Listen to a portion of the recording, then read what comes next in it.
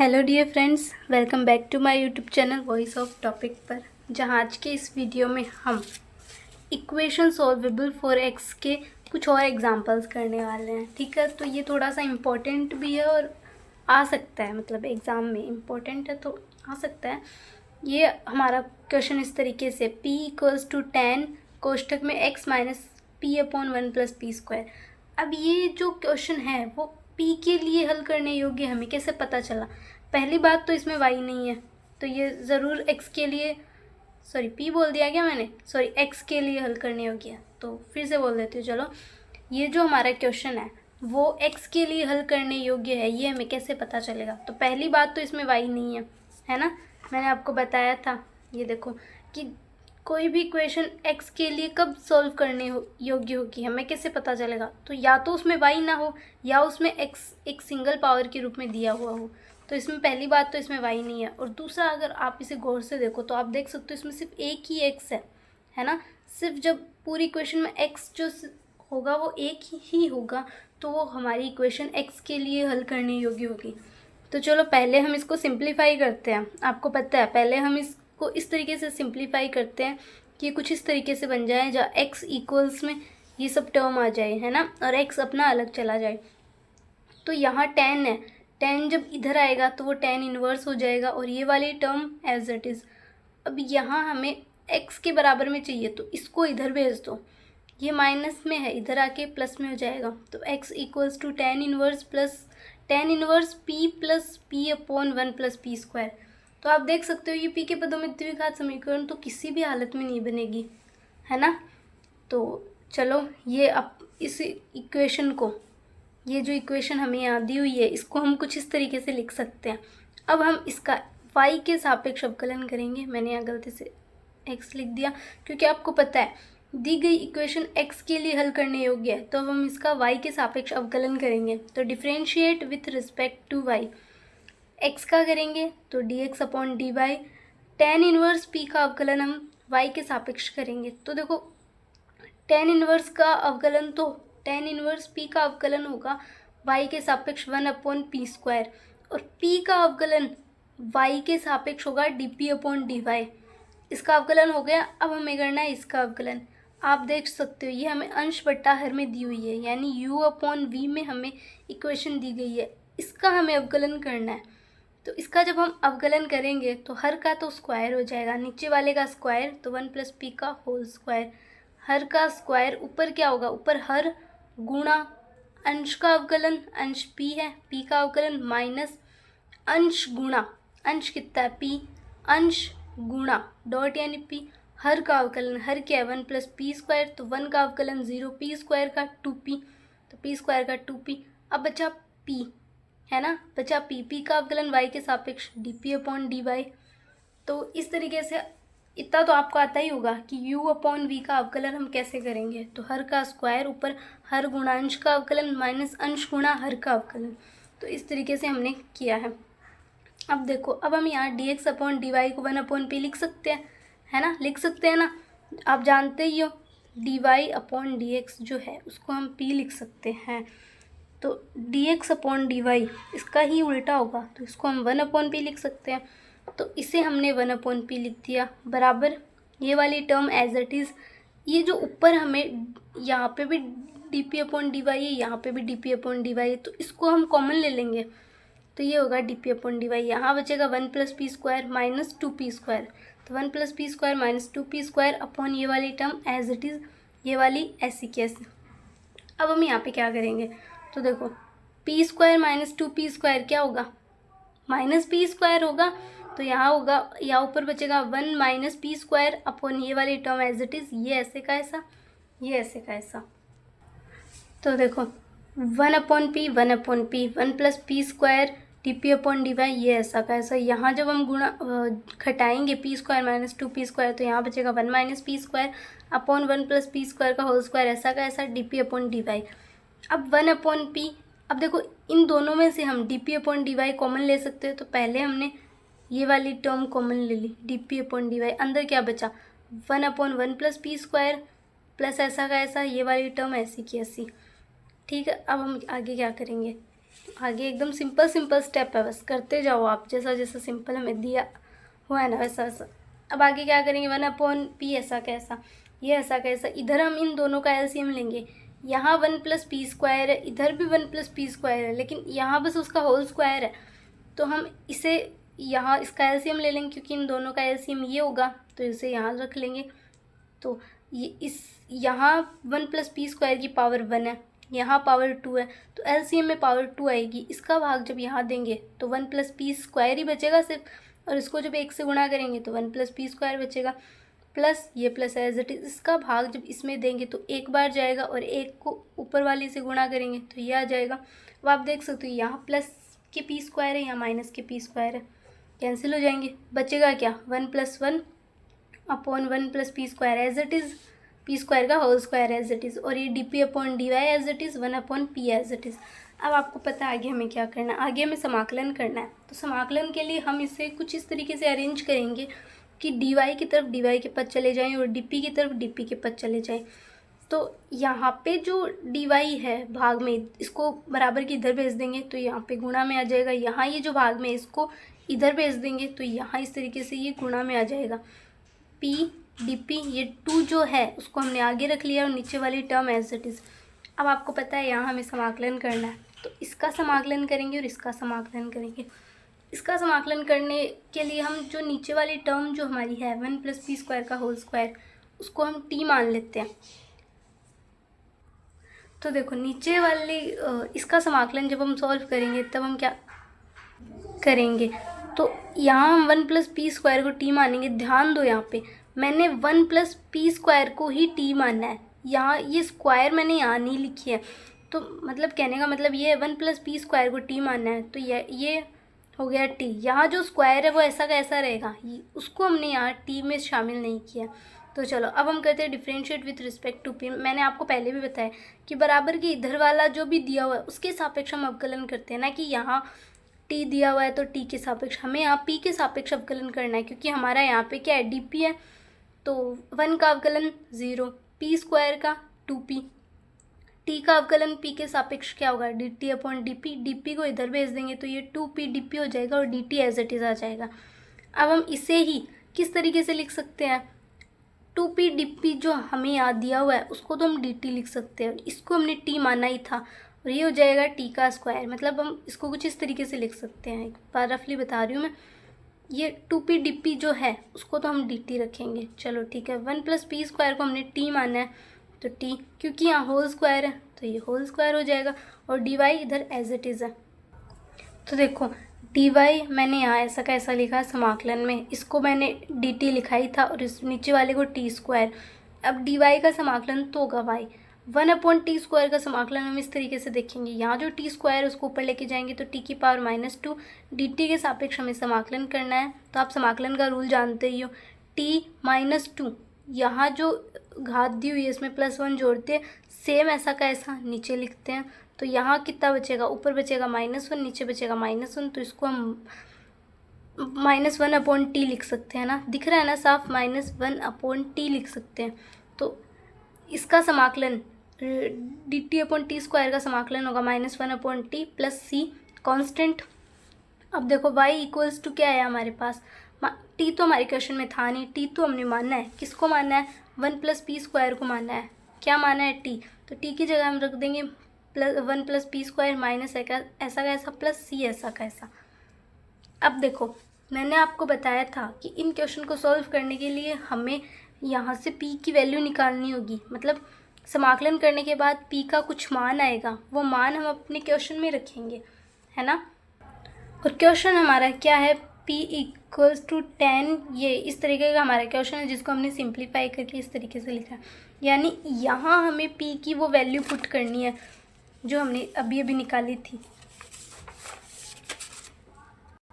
तो आप देख सकते हो कि यहाँ हमने ये सॉल्व किया था y equals to -1/1+p² plus c। यहाँ आप देख सकते हो p की वैल्यू निकालना थोड़ा सा मुश्किल है, फिर इस p की वैल्यू को निकाल के इस इक्वेशन में रखना भी थोड़ा सा मुश्किल काम है। तब आप इस कंडीशन में क्या करोगे, आपको इस कंडीशन में कुछ नहीं करना, आपके पास ये जो इक्वेशन आई है ना, उस स्थिति में यही आपका सॉल्यूशन होगा। यानी मतलब जब पी स्क्वायर की कुछ जो वैल्यू है वो थोड़ी कॉम्प्लिकेटेड हो, मतलब थोड़ी सी कॉम्प्लेक्स हो, तब या तो आप वहाँ से y की वैल्यू निकाल लो, है ना, या फिर आप वहाँ से x की वैल्यू निकाल लो और फिर आप अपनी इक्वेशन में रख दो।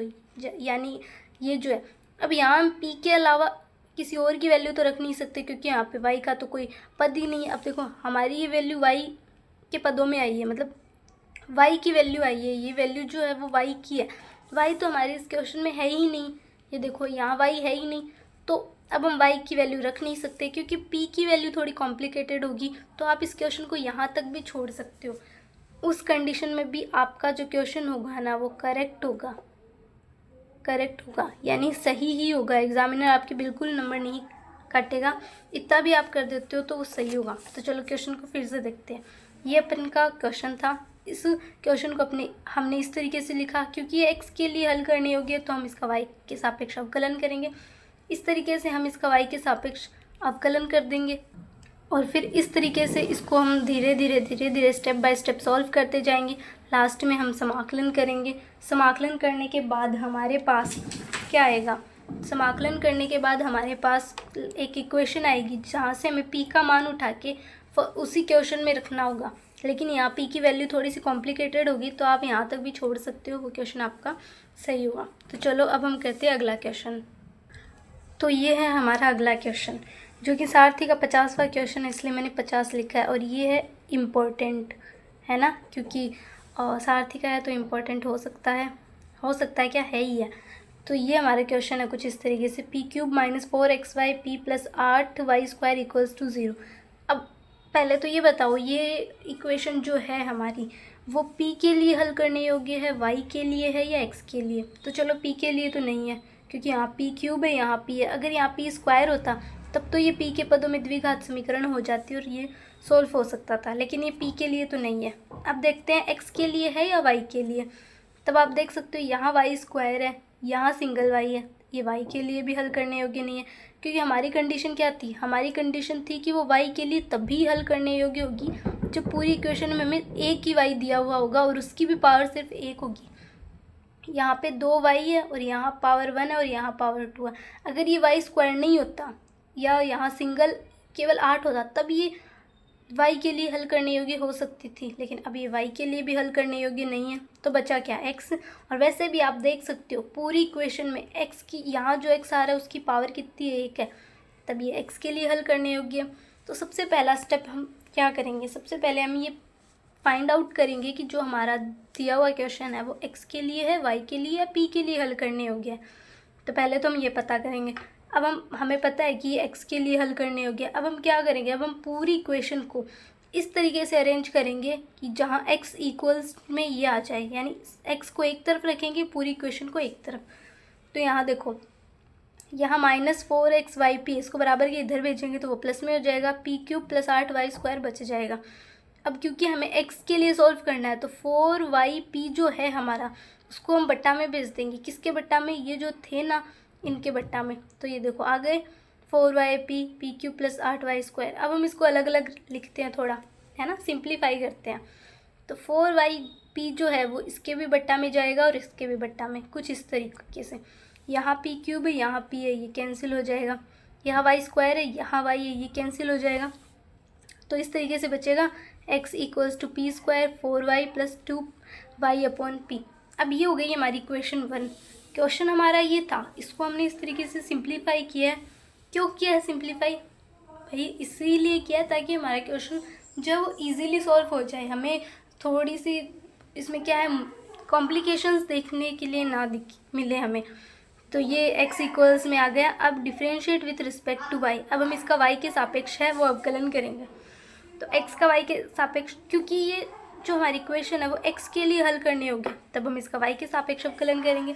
तो differentiate with respect to y, तो आएगा dx/dy। अब आप सोचोगे कि हाँ मैंने y के लिए यहाँ मैंने इस इक्वेशन का अवकलन y के सापेक्ष ही क्यों किया, क्योंकि हमें चाहिए क्वेश्चन में p, मतलब सॉल्यूशन करते वक्त हमें p चाहिए, यहाँ हमें p चाहिए। और p कहते किसे हैं, p dy/dx को ही कहते हैं, है ना। और तभी जब हम p के लिए सॉल्वेबल फॉर p पढ़ रहे थे, वहाँ पे हमारा जो p आ रहा था उसको भी हम एक्स के सापेक्ष ही अवकलन कर रहे थे, उसका भी हम एक्स के सापेक्ष अवकलन कर रहे थे, और यहाँ एक्स दिया हुआ है उसका भी हम वाई के सापेक्ष अवकलन करेंगे ताकि हमारे पास पी बन जाए। ठीक है, तो पहले इसका एक्स के वाई के सापेक्ष अवकलन करते हैं, तो एक्स का होगा D X upon D Y. इसका क्या होगा, इसे हम दो पद मान सकते हैं, पी स्क्वायर को माना पहला, 1 अपॉन वाई को माना मैंने दूसरा। तो पहला वैसे का वैसा पी स्क्वायर अपॉन 4, 4 तो कांस्टेंट है, दोनों तरफ जाएगा, तो पहला वैसे का वैसा पी स्क्वायर वैसे का वैसा 1 अपॉन वाई का मैंने बताया था -1 अपॉन वाई स्क्वायर, और वाई का वाई के सापेक्ष अवकलन 1 होता है, प्लस दूसरा वैसे का वैसा, दूसरा क्या है 1 अपॉन 4y, तो 1 अपॉन 4y ऐसे का ऐसा, पी स्क्वायर का अवकलन 2p, और p का अवकलन y के सापेक्ष dp अपॉन dy, प्लस इसका करते हैं हम अवकलन, तो इसे भी हम पहला मान लेते हैं, इसे भी दूसरा चर मान लेते हैं। ये पहला दूसरा क्या है, चर है, दो तो कांस्टेंट है, दो तो दोनों तरफ जाएगा, तो पहला वैसे का वैसा, यहाँ 2 वैसे का वैसा, और पहला वैसे का वैसा, दूसरे का अवकलन 1 अपॉन पी का अवकलन क्या होगा -1 अपॉन पी स्क्वायर, और पी का अवकलन वाई के सापेक्ष dp अपॉन dy, प्लस दूसरा वैसे का वैसा, दूसरा क्या है p है, तो 2 अपॉन पी वैसे का वैसा, वाई का वाई के सापेक्ष अवकलन 1। आप इसको पहले भी लिख सकते थे, इसको बाद में भी लिख सकते थे, एक ही बात है ना, इससे फ़र्क नहीं पड़ेगा। अब हम आगे क्या करेंगे, अब आगे इसको सिंप्लीफाई करेंगे, और तो क्या करेंगे, तो देखो D X upon D Y as it is, ये वाली टर्म एज इट इज़, इसको हम थोड़ा सा इधर लेके आएंगे, है ना, और यहाँ D P upon D Y, यहाँ D P upon D Y है, तो इन दोनों को थोड़ा पास में रखेंगे ताकि हम इनमें से कुछ कॉमन ले सके। तो यहाँ 2 से 4 कैंसिल, तो बचा 2, तो P D P upon 2y D Y, तो P D P upon 2y D Y minus ये वाली टर्म एज इट इज़। अब हम क्या कर सकते हैं, अब हम D X upon D Y को 1 अपॉन पी लिख सकते हैं, और ये वाली टर्म हमारे पास एज इट इज़, ये वाली एज इट इज़। अब हम इसमें से पहले तो हम D P upon D Y को कॉमन ले लेते हैं थोड़ा सा सॉल्व करने के लिए, बाद में हम देखेंगे कि और क्या कॉमन आ सकता है इसमें से। तो D P upon D Y को कॉमन लिया तो बचा 2 upon P Y, 2 upon P Y minus minus ये कॉमन आया तो बचा 2y upon P square, 2y upon P square. अब देखो आगे भी यहाँ हमारा जो 1 अपॉन पी, इसको हम इधर लेके जाते हैं तो वो माइनस में हो जाएगा और इधर बच जाएगा 0। तो देखो यहाँ हुआ 0, इसको जब बराबर के इधर लेके आए तो वो माइनस में हो जाएगा, तो 2 अपॉन पी यहाँ as it is minus 1 upon P minus ये वाली टर्म एज इट इज़ और ये वाली टर्म एज इट इज़।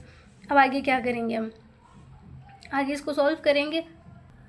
तो देखो ये वाली टर्म एज इट इज़, ये वाली टर्म हमारे पास यहाँ एज इट इज़ है, ठीक है, इसके साथ हमने कोई छेड़खानी नहीं की, बची है। तो ये वाली भी हमारे पास यहाँ एज इट इज़ आई। इसमें से हम क्या करेंगे, यहाँ 2 अपॉन पी है माइनस 1 अपॉन पी है, तो 2 अपॉन पी में से माइनस 1 अपॉन पी गए तो क्या बचा, 1 अपॉन पी बचा, और ये वाली टर्म एज इट इज़ है, इसके साथ हमने कुछ भी नहीं किया।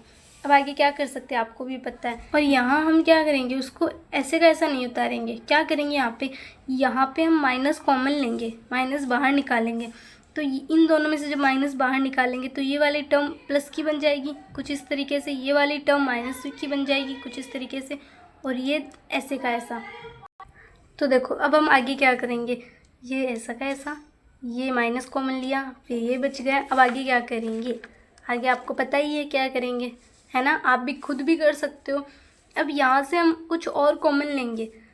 अब देखो इसमें से तो कुछ कॉमन लेना थोड़ा सा मुश्किल है, तो हम क्या करेंगे, हम यहाँ से कुछ कॉमन नहीं लेंगे, अब की बार हम यहाँ से कुछ कॉमन लेंगे ताकि अंदर ये वाली टर्म बच जाए। तो क्या कॉमन ले सकते हैं, आप खुद सोचो क्या कॉमन ले सकते हैं, ज़रा गौर से देखो। यहाँ 1 अपॉन पी है और यहाँ 1 अपॉन पी है, यहाँ क्या है 2y अपॉन पी स्क्वायर है। अगर मैं 2y अपॉन पी बाहर निकाल लूँ तो 1 अपॉन पी बच जाएगा ना, तो मैंने 2y अपॉन पी को बाहर निकाल लिया ताकि अंदर 1 अपॉन पी आ जाए इसके बराबर। तो यहाँ तो 1 अपॉन पी आ गया, माइनस ऐसा का ऐसा। अब यहाँ से 2y अपॉन पी कैसे बाहर निकाल सकते हैं, है ना। अब आपको मुझे पता है यही दिक्कत आती होगी कि चलो यहाँ से तो हमने कॉमन ले लिया, अब यहाँ से कैसे कॉमन ले। अगर आपको यहाँ से कॉमन लेना नहीं आता है ना, तो सिंपल सी ट्रिक है, यहाँ जो आपने 2y अपॉन पी कॉमन लिया ना उसको यहाँ गुणा कर दो, लेकिन उल्टा करके कैसे, यहाँ आपने 2y अपॉन पी कॉमन लिया है तो आप यहाँ p अपॉन 2y को ना गुणा कर दो। p अपॉन 2y को जब आप यहाँ गुणा करोगे तो क्या आएगा, p square upon 4y square. तो ये आ गया आपके पास p square minus 4y square. एक बार चलो फिर से बता देती हूँ कैसे। ये वाली टर्म और ये वाली टर्म आपके पास है ना, इसको एक बार ध्यान मत देना, इसे हटाओ। ये वाली और ये वाली है। अब आपको मैंने बताया था कुछ इस तरीके से कॉमन लेना है कि कॉमन लेने के बाद जो अंदर जो बचे वो हमारे पास सेम आ जाए। तो इसमें से तो कुछ कॉमन लेना मुश्किल, आप देख सकते हो यहाँ पे तो कुछ कॉमन लेने लायक नहीं है, लेकिन यहाँ से हम कुछ ऐसा कॉमन ले सकते हैं कि अंदर ये वाली टर्म बचे। तो देखो यहाँ क्या है, 2y/p²। अगर मैं 2y/1p बाहर निकाल लूँ तो अंदर 1/p बचेगा, जो कि इस तरफ भी है।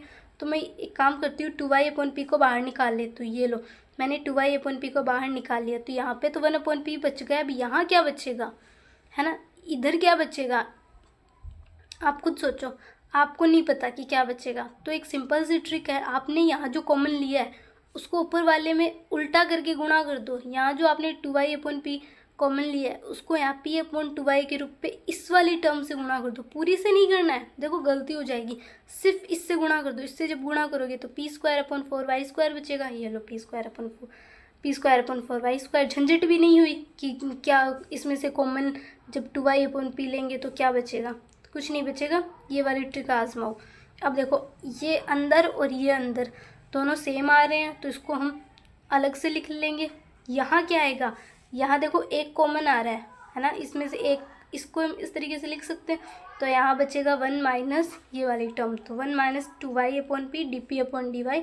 और ये जो हमने कॉमन लिया है ये ऐसा कैसा। अब आपको पता है ये जो dp/dy है, ये वाली टर्म ही हमें आगे जाके आंसर देगी, क्योंकि इसको हम अरेंज करेंगे, फिर इसका समाकलन करेंगे, फिर p की कुछ वैल्यू निकालेंगे, फिर उस p की कुछ वैल्यू को हम अपने क्वेश्चन में रखेंगे, है ना।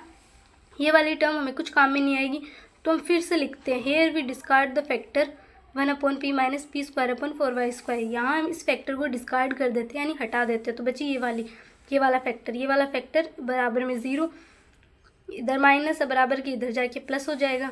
अब आगे क्या करेंगे आपको पता ही है, dp की तरफ p के पद ले जाएंगे, dy की तरफ 2y के पद ले जाएंगे, क्योंकि यहाँ dp पहले से ही ऊपर है लेकिन dy नीचे है, तो इसको बराबर के इधर भेज दो ताकि ये ऊपर चला जाए। तो हो गया dy इक्वल्स टू dp, यहाँ जो y है उसको इधर भेज दो तो ये बट्टा में चला गया, 2 as it is, p as it is और dp एज इट इज़। ये देखो हो गया। अब क्या करना है, अब यहाँ इसका समाकलन कर दो और इस वाली टर्म को इधर लेके आ जाओ, तो ये माइनस में आ जाएगी, बराबर में 0। 1/y का समाकलन क्या होता है, log y, इसका -2 dp/p का log p, और कांस्टेंट अपने पास क्या आएगा, log c, है ना। अब देखो पहले तो इस 2 को आप p की पावर में भेज दो, तो ये आ जाएगा माइनस log p²। अब आप जानते हो log की प्रॉपर्टी, 2 log जब माइनस में होते हैं तो हम उसको इस तरीके से भाग में लिख सकते हैं। तो ये हो गया log y/p² और इक्वल्स में log c, तो इधर log से log कैंसिल, बचा क्या, y/p² इक्वल्स टू c। अब हमें यहाँ से p की वैल्यू निकालनी है, हमारे पास ये आया है y/p² इक्वल्स टू c।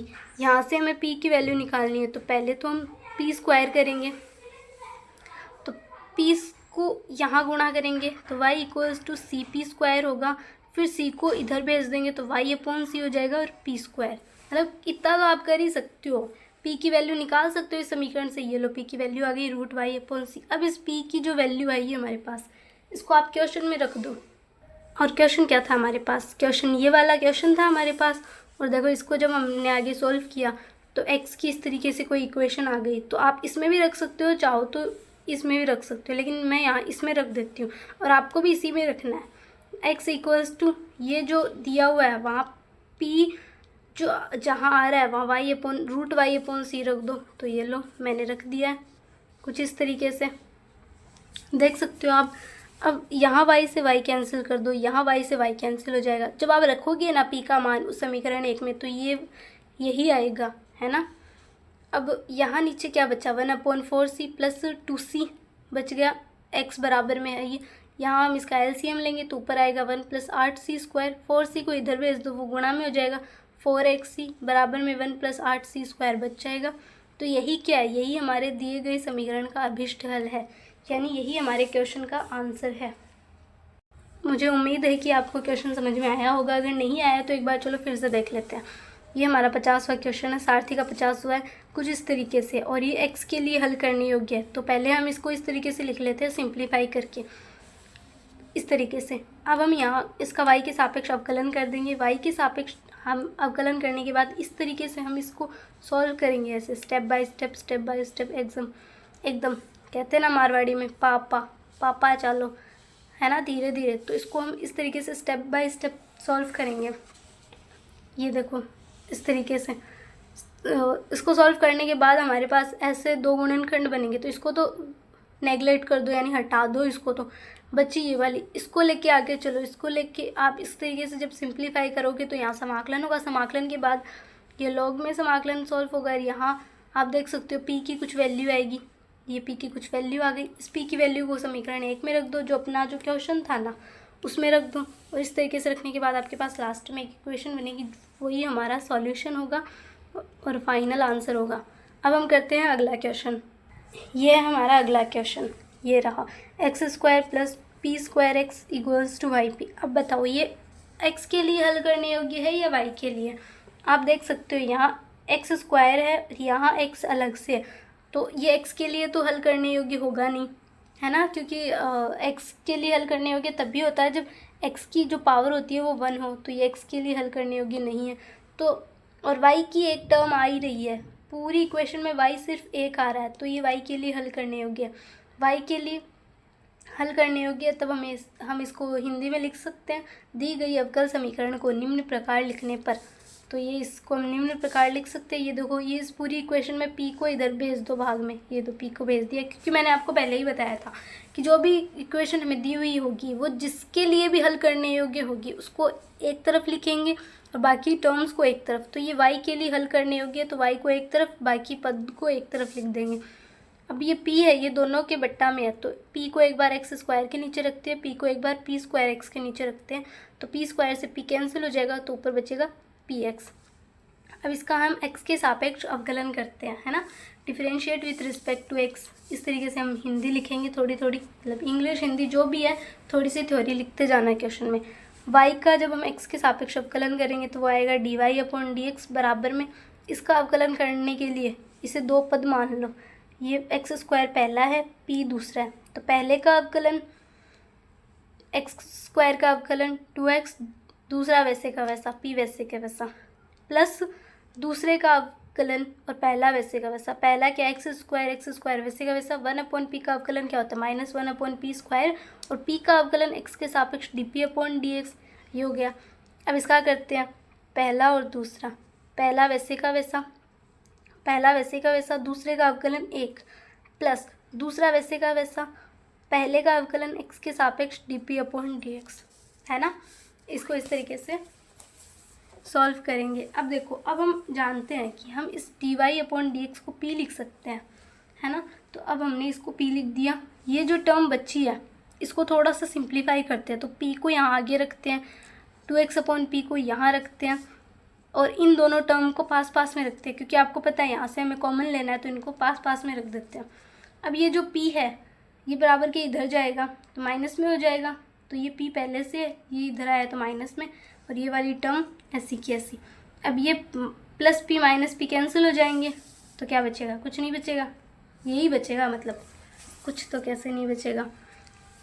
अब देखो ये बचा 2x/p प्लस यहाँ पहले हम dp/dx कॉमन ले लेते हैं। जब हमने dp/dx को कॉमन लिया तो अंदर क्या बचा? x प्लस में, तो प्लस में x पहले लिख लिया, ये बचेगा माइनस में, तो इसको माइनस में हमने ऐसे रख दिया है, और ये वाली टर्म एज इट इज़। अब आगे देखो, अब आगे क्या करेंगे? आगे 2x/p as it is, 2x/p as it is, dp/dx ये एज इट इज़। अब यहाँ हम इनका एलसीएम लेंगे, नीचे रखा एक एलसीएम लेंगे, तो ये आएगा xp² माइनस x²/p²। एलसीएम लेने के बाद अब आगे क्या करेंगे? एलसीएम लेने के बाद आप देख सकते हो यहाँ x है, यहाँ x² है, तो आप यहाँ से x को भी कॉमन ले सकते हो। ऊपर से जब आपने x को कॉमन लिया तो यहाँ ऊपर बच गया p² माइनस x/p²। अब आगे क्या करोगे? अब आपको पता ही आगे क्या होगा। अब देखो एक चीज़ और, इस टर्म में ऐसा क्या है जो इस पूरी टर्म में है ना, यहाँ पे भी एक x है और यहाँ पे भी एक x है, तो आप पहले एक काम करो, इस x को हटाओ। कैसे हटाओगे?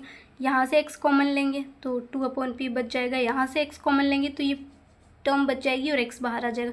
इस x और इस x और इस x को कॉमन लेके जब बराबर के उधर भेजोगे तो वो 0 बन जाएगा, ठीक है। तो फिर क्या बचेगा हमारे पास बचेगा 2/p plus dp/dx p² minus x/p²। तो देखो उसको हमने लिख लिया 2/p plus dp/dx p² minus x/p² equals to 0। ये हमने लिख लिया। अब हम क्या करेंगे, dp/dx इसको पहले तो बराबर के इधर बेचेंगे, 2/p को बराबर के इधर बेचेंगे तो माइनस 2/p हो जाएगा, ठीक है। dp/dx इधर, यहाँ ये जो गुणा में इसको बराबर के इधर भेज देंगे तो ये भाग में चला जाएगा।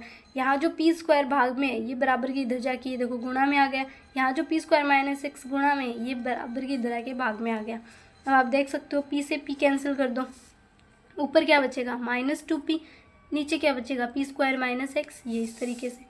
अब dp/dx इक्वल्स टू, अब आप क्या करोगे -2p/p² minus x as it is. अब आपको पता है हमें यहाँ समाकलन नहीं, इस बार आप गलत हो, इस बार मैं भी गलत हूँ। इस बार हम यहाँ p की तरफ p के टर्म ले जाएंगे, x की तरफ dx की तरफ x के टर्म ले जाएंगे। पहली बात तो ये अलग ही नहीं हो सकता।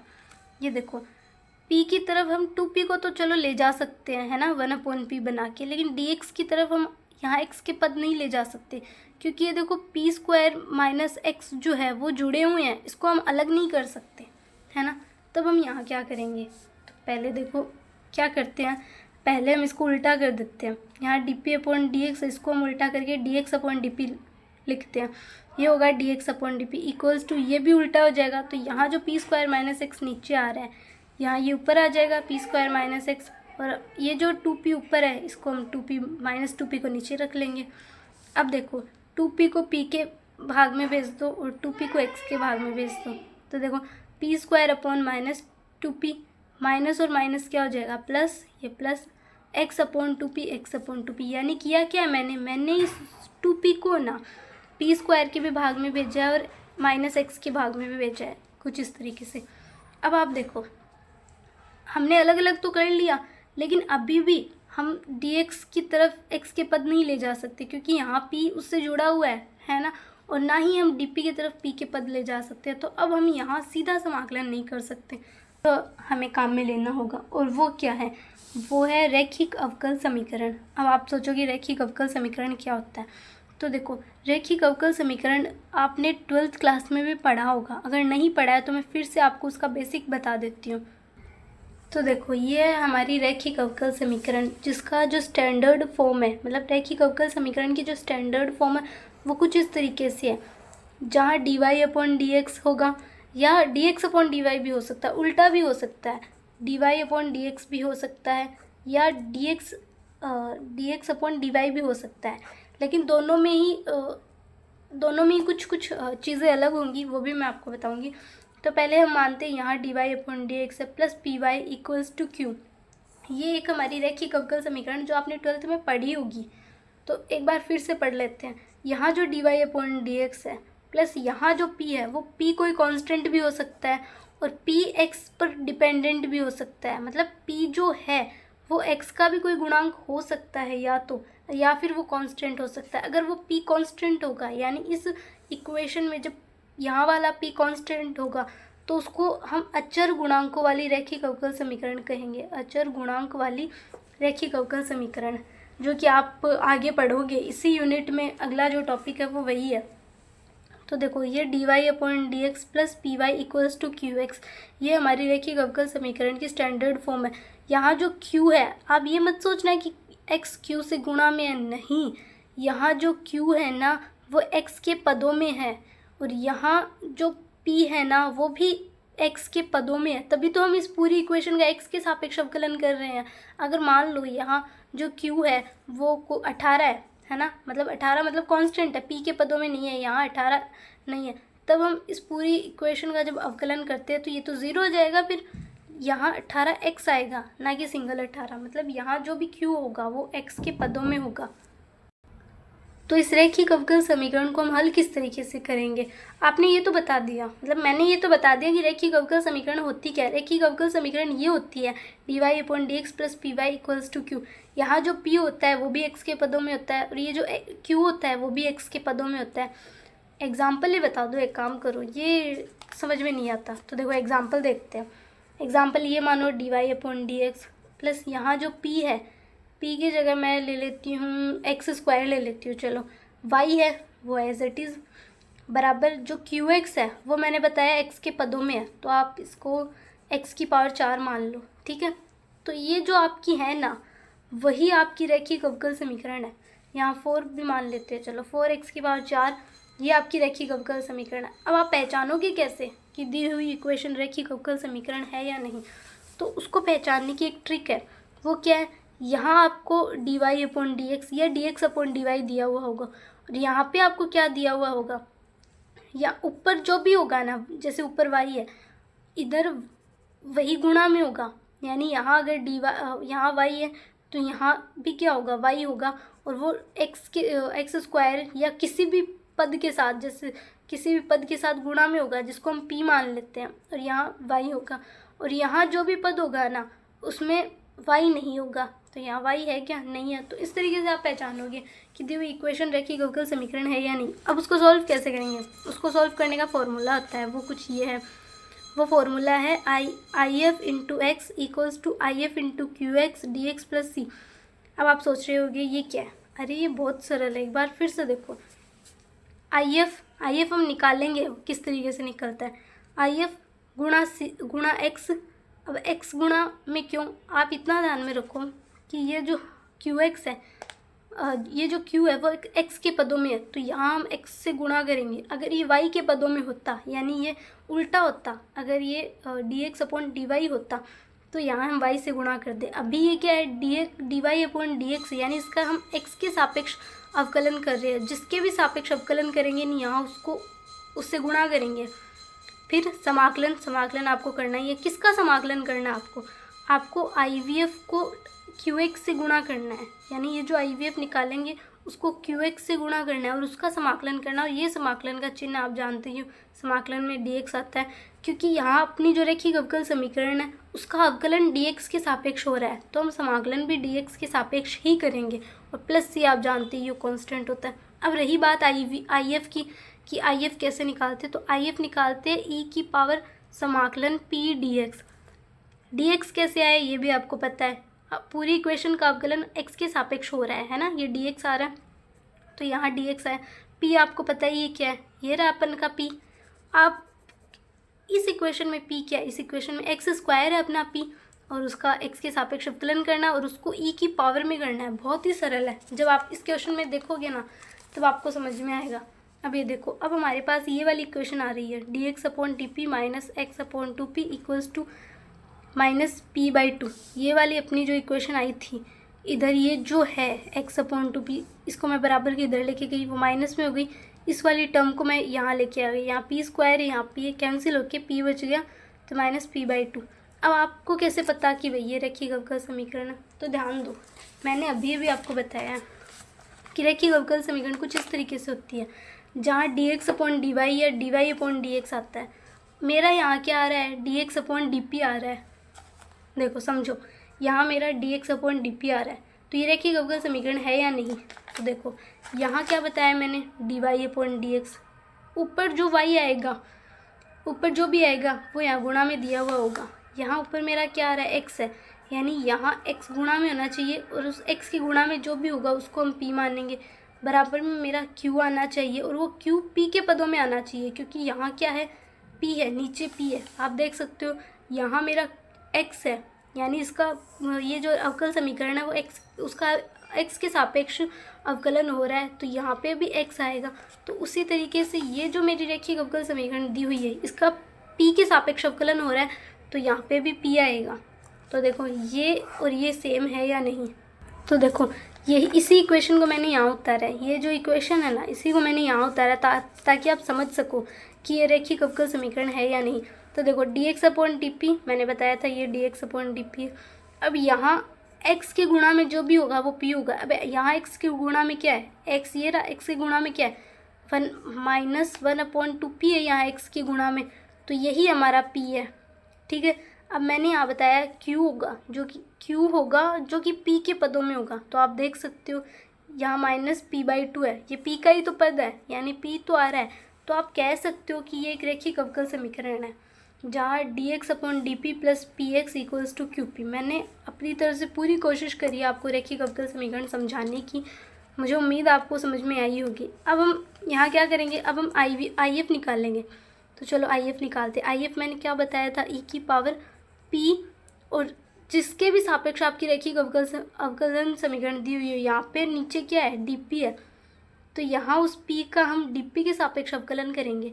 तो e⁻ का समाकलन, यहाँ p क्या है हमारा, p इसी इक्वेशन से तो निकालेंगे हम।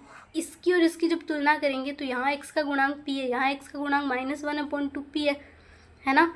तो ये -1/2p, और किसके सापेक्ष करेंगे, dp का, क्योंकि यहाँ dp दिया हुआ है, तो ये लो dp। तो इसका जब हम समाकलन करेंगे तो e ऐसा का ऐसा 1/2p, इसको बाहर निकाल लो, -1/2p को तो बाहर निकाल लो। तो 1/p dp का समाकलन आप जानते हो, 1/p का समाकलन क्या था, log p। तो देखो इसको दूसरे पेज में करते हैं। तो देखो -1/2 अपन ने बाहर निकाला, dp/p, इसका समाकलन करो, -1/2 ऐसा कैसा, इसका समाकलन होगा log p।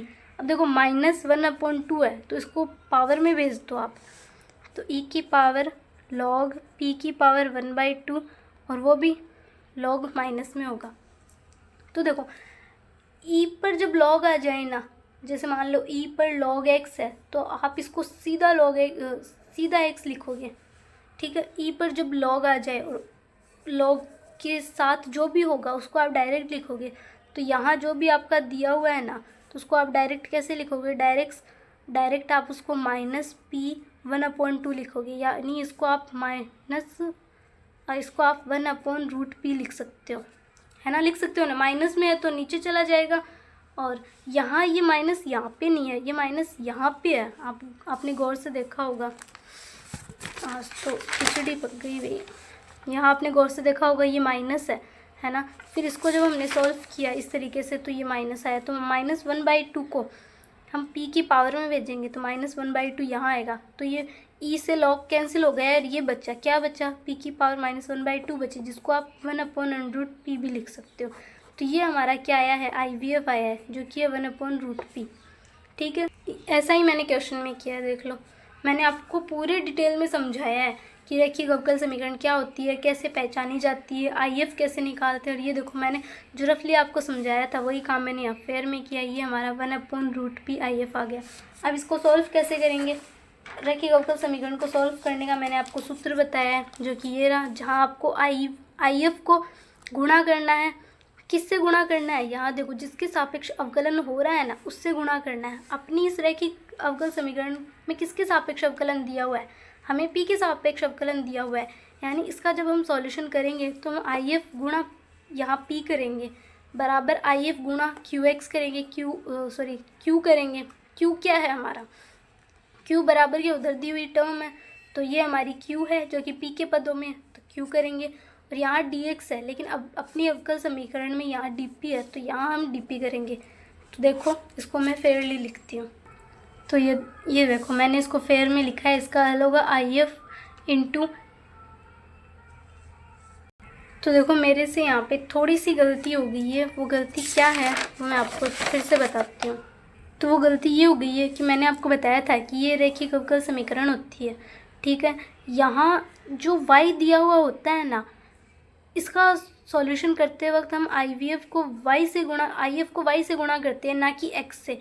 तो इसी तरीके से अगर हम इस क्वेश्चन को देखें ना, इस वाले क्वेश्चन को, तो ये हमारा dp/dx plus px equals to p है ना। ये वाली जो अवकल समीकरण है, ये देखो ये वाली जो अवकल समीकरण है वो हमारी इस तरीके से, यहाँ हमारे गुणा में x आ रहा है, तो गुणा में जो भी आएगा ना, तो उसका हल करते वक्त हम IF को उसी से गुणा करेंगे। यहाँ गुणा में x है, क्योंकि मैंने बताया था ऊपर x आए इधर भी x आना चाहिए।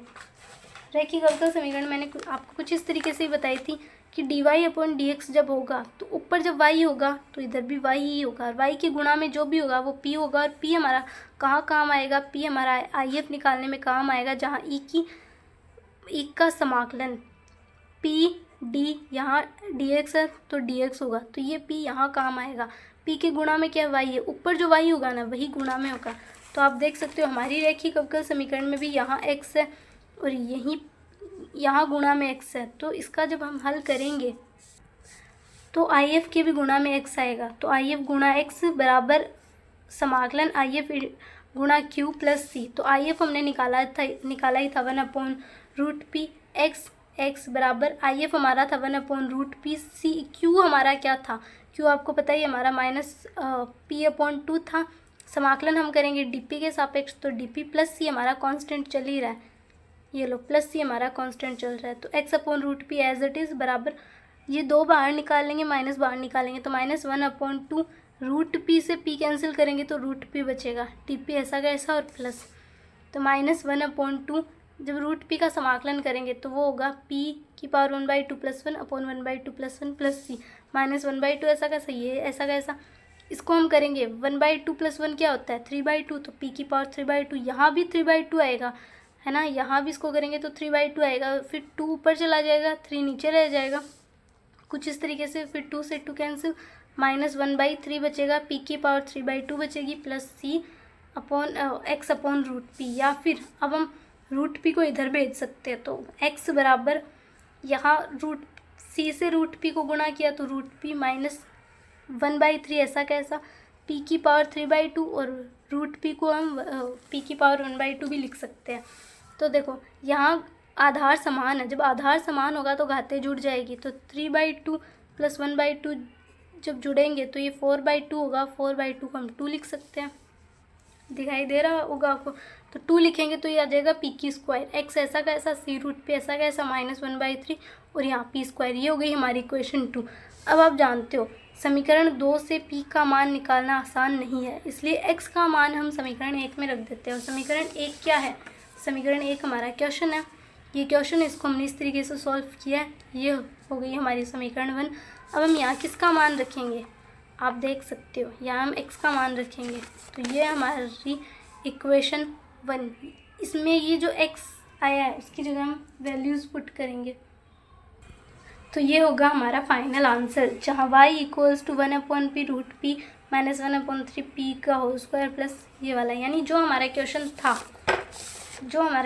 था ये वाला, इसके अंदर हमने जो अभी x की जो वैल्यू निकाली है वो वैल्यू पुट किया, यही होगा हमारा फाइनल आंसर। मतलब जहाँ हमारे लिए p की वैल्यू निकालना मुश्किल हो जाए वहाँ x की वैल्यू निकालो, और जो हमारा क्वेश्चन दिया हुआ है, ये क्वेश्चन दिया हुआ है, इसको मैंने इस तरीके से लिखा है उसमें रख दो। और मुझे पता है इस वीडियो में बहुत सी चीज़ें चूक हो गई है, थोड़ी सी गलती मुझसे भी हो गई थी जो मैंने क्लियर कर दिया आपको, और मैंने आपको रैखिक अवकल समीकरण एकदम डिटेल में समझा दिया है कि किस तरीके से हम पहचानते हैं कि वो रैखिक अवकल समीकरण है या नहीं। और मैंने ये रैखिक अवकल समीकरण वाला क्वेश्चन जो है वो जानबूझकर लिया था इस वीडियो में, मुझे पता था वीडियो बड़ा होगा, लेकिन वो मैंने इसलिए लिया था कि अगर बाई चांस एग्ज़ाम में ये वाला क्वेश्चन आ गया, ये वाला क्वेश्चन जिसमें हमारा जो आंसर है वो रैखिक अवकल समीकरण से निकला है, वहाँ आपको पता ही नहीं चले कि रैखिक अवकल समीकरण भी होती है और आप उसको गलत करके आ जाओ, तो इससे अच्छा मैंने ये वाला क्वेश्चन ले लिया। तो आज के इस वीडियो में हमने क्या क्या पढ़ा है, आज के इस वीडियो में हमने सॉल्वेबल फॉर y के जो सारथी के क्वेश्चन हैं वो हमने कर लिए हैं।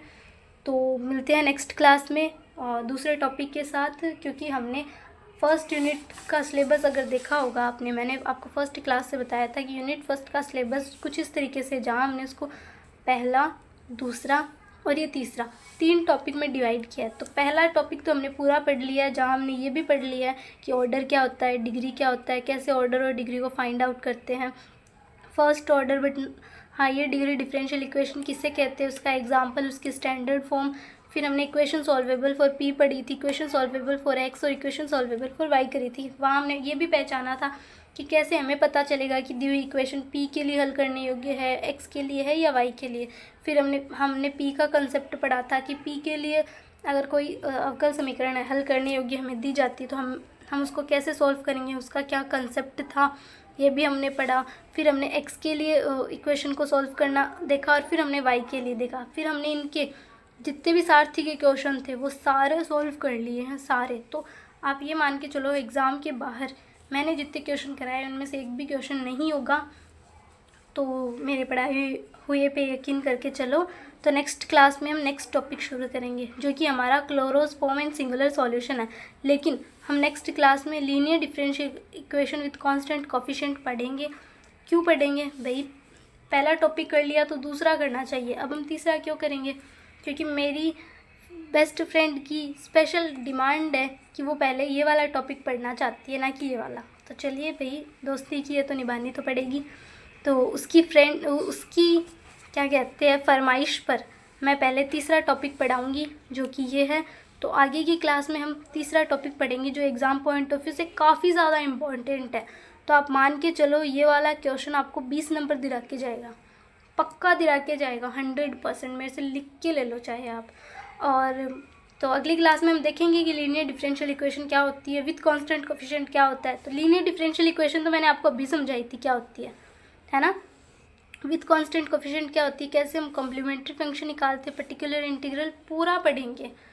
तो वीडियो अच्छा लगा हो तो लाइक करना, चैनल को सब्सक्राइब करना, ज़्यादा से ज़्यादा अपने दोस्तों को शेयर करना।